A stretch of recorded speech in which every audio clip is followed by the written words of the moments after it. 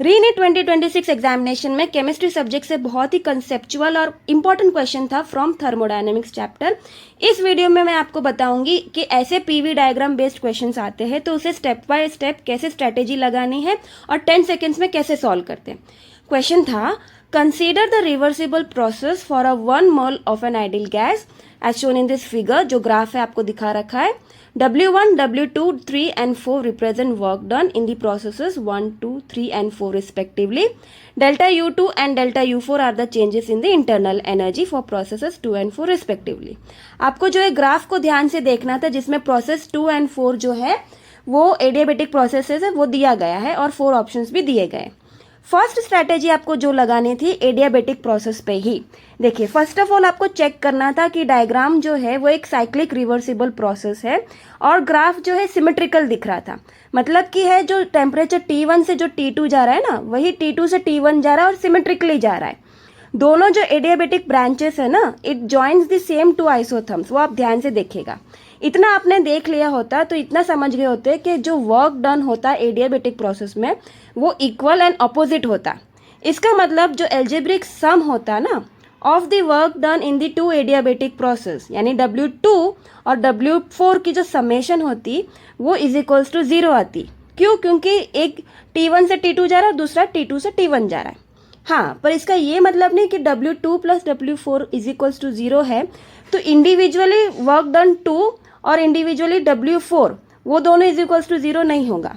सिर्फ जो algebraic sum है एडियाबेटिक प्रोसेसेस के, प्रोसेसेस 2 एंड प्रोसेसेस 4, वो वर्क डन की समेशन जो है वो 0 रहेगी। ये एक बहुत ही बेसिक कंसेप्ट था जो आपको क्लास 11 थर्मोडायनेमिक्स चैप्टर में भी दिया गया है। नेक्स्ट जो है आपको ये ध्यान रखना था कि इंटरनल एनर्जी एक स्टेट फंक्शन है तो साइक्लिक प्रोसेस में delta U cycle is will be equal to 0, meaning कि delta U1 plus U2 plus U3 plus U4 will be equal to 0। And यही समझ अगर आप लगाते कि आइसोथर्मल प्रोसेसेस में, आइसोथर्मल मतलब टेम्परेचर इज इक्वल्स टू 0, वैसे ही उसकी इंटरनल एनर्जी भी 0 रहेगी। इसी को अगर आप ये इक्वेशन में डालते ना U1 plus U2 plus U3 plus U4 में, तो आपको U2 plus U4 is equals to 0 मिलता। इसका मतलब डेल्टा U2 रहा is equals to minus delta U4। और ऑप्शन 1 में जो दिया गया था कि आपका W2 plus W4 is equals to delta U2 minus delta U4, ऐसा हो ही नहीं सकता। अगर हम अच्छे से चेक करेंगे U2 plus U4 is equals to 0 तो U2 रहा होगा U2 माइनस U4। तो इस हिसाब से जो लॉजिक और कंसेप्ट बेचता तो हमारा जो फर्स्ट ऑप्शन है उसे हम गलत कर देते, क्योंकि सही ऑप्शन होता delta U2 plus delta U4, ना कि U2 minus U4।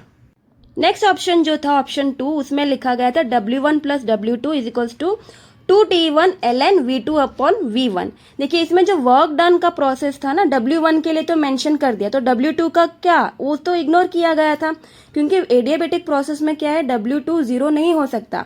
W2 plus W4 मैंने कहा था 0 होगा, पर इंडिविजुअली W2 है वो 0 कैसे होगा, इसीलिए ऑप्शन 2 भी आपका एलिमिनेट हो जाता। वैसे ही जो ऑप्शन 3 था पीवी डायग्राम अगर आप देखते तो जो एरिया एंक्लोज्ड होता है ना लूप में, साइक्लिक रिवर्सिबल प्रोसेस के अंदर जो एरिया होता है वही आपका टोटल वर्क डन होता है कंप्लीट साइकिल का। पर यहाँ पे एरिया एंक्लोज में कुछ तो वैल्यू है, area enclose not equal to 0, तो वर्क पूरी साइकिल की नॉट इक्वल टू 0 हो जाएगी। इसका मतलब W1 plus W2 plus W3 plus W4 for the पूरा cyclic process will not be equal to 0, तो ऑप्शन 3 भी गलत हो जाता है। नेक्स्ट जो है ऑप्शन 4 आपका करेक्ट आंसर हो जाता है, क्योंकि जो वर्क डन की फॉर्मूला अगर आपको एट द स्पॉट याद रह जाती, रिवर्सिबल आइसोथर्मल प्रोसेस के लिए वर्क डन होती है minus nRT ln V final upon V initial. Graph में क्लियरली दे दिया था कि जो प्रोसेस 2 एंड 4 था वो एडियाबेटिक प्रोसेस है एंड प्रोसेस 1 एंड 3 आपका आइसोथर्मल प्रोसेस है, क्योंकि वहां पे आइसोथर्मल प्रोसेस में टेम्परेचर जो था वो कांस्टेंट था। इसका मतलब जो work done W2 plus W4 अगर 0 हो जाता है तो W1 प्लस W3 ही वर्क डन होता पूरे साइक्लिक रिवर्सिबल प्रोसेस का, जिसका फॉर्मूला आपको स्क्रीन पे दिखाई दे रहा है minus 2T1 ln V2 upon V1 minus 2T2 ln V4 upon V3। 2 क्या है, जो यूनिवर्सल गैस कांस्टेंट की वैल्यू क्वेश्चन में गिवन था, R की वैल्यू आपको 2 लेना है और 1 मोल ऑफ आइडियल गैस था तो N इज इक्वल्स टू 1 हो जाता। तो W1 प्लस W3 की फॉर्मूला आपको ये रखनी थी और यही आपका करेक्ट ऑप्शन था। फुल स्ट्रैटेजी अगर आप देखा जाए कि ये क्वेश्चन 3 सेकेंड्स में भी सॉल्व हो जाता अगर आपके कंसेप्ट और क्लियर आइडिया होता। तो फर्स्ट क्लियर आइडिया आपको रहना चाहिए था कि एडियाबेटिक प्रोसेस है तो, और अगर वो रिवर्सिबल है, T1 से T2 जा रहा है और T2 से T1 जा रहा है और एकदम सिमेट्रिकल ग्राफ है, तो वर्क डन होगा परफेक्टली ऑपोजिट होगा। W2 एंड W4 दोनों वर्क डन ऑपोजिट होगा। आप एरो मार्क से भी पहचान लेते, W2 ये है और W4 ऊपर है, दोनों ऑपोजिट था और रिवर्सिबल थे, तो दोनों के वर्क डन एक दूसरे को कैंसल आउट कर देते, तो W2 plus W4 is equal to 0 रहता। ये आपको याद रखना था। नेक्स्ट जो था एरिया एंक्लोज्ड इन अ PV डायग्राम, वो होगा टोटल वर्क डन। ठीक है, साइक्लिक प्रोसेस था, कुछ ओपन लूप तो नहीं था, क्लोज्ड लूप था, ये ध्यान रखना था। थर्ड था कि साइक्लिक प्रोसेस के लिए जो इंटरनल एनर्जी होता है ना, डेल्टा यू साइकिल, वो इज इक्वल्स टू 0 होता है। लास्टली वर्क डन की फॉर्मूला आपको एट द स्पॉट याद रहनी चाहिए थी रिवर्सिबल आइसोथर्मल प्रोसेसेस के लिए। W is equals to minus NRT ln V2 upon V1, V final upon V initial. तो 10 सेकेंड्स में कैसे ये सॉल्व करते हैं ये क्वेश्चन मैंने आपको बता दिया है। स्क्रीन पे मैंने शॉर्टकट लिख दिया है। क्यों ऑप्शन 1 एलिमिनेट करना है, क्यों ऑप्शन 2 एलिमिनेट करना है, क्यों ऑप्शन एलिमिनेट करना है ऑप्शन नंबर 3।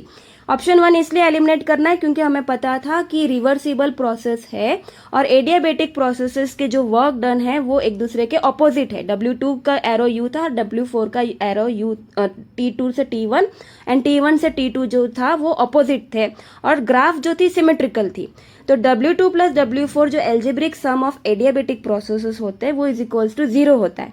ये रूल था। सेकेंड था W2 जो है इग्नोर किया था ऑप्शन 2 में, एंड ऑप्शन 3 में जो था एरिया एंक्लोज्ड में कुछ तो एरिया था इसलिए वो क्लोज्ड लूप था, तो इसलिए टोटल वर्क डन होता है जो एरिया एंक्लोज्ड किया गया होता। तो this question was very deeply conceptual, you needed some fundamental logics, and यही चीज़ जो है मैं अपने ऑनलाइन कोचिंग क्लास में पढ़ाती हूँ। अगर आपको मेरी टीचिंग जो है कंसेप्चुअल लगती है और मैं अगर आपको 10 सेकेंड्स में अगर सॉल्व करवा सकती हूँ क्वेश्चन, तो बहुत सारे ऐसे केमिस्ट्री के टॉपिक्स हैं जो कंसेप्चुअली डिफाइन करने होते हैं NCERT के बुक में से। Okay students, so all the best for your NEET 2027 preparation. And मेरी जो ऑनलाइन कोचिंग क्लासेस की जो डिटेल्स है मैंने आपको स्क्रीन पे दिखा दी है। यूट्यूब सेशंस के साथ साथ पर्सनल 1-to-1 कोचिंग अगर आपको चाहिए तो उसकी डिटेल्स मैंने स्क्रीन पे दे रखी है। Thank you so much.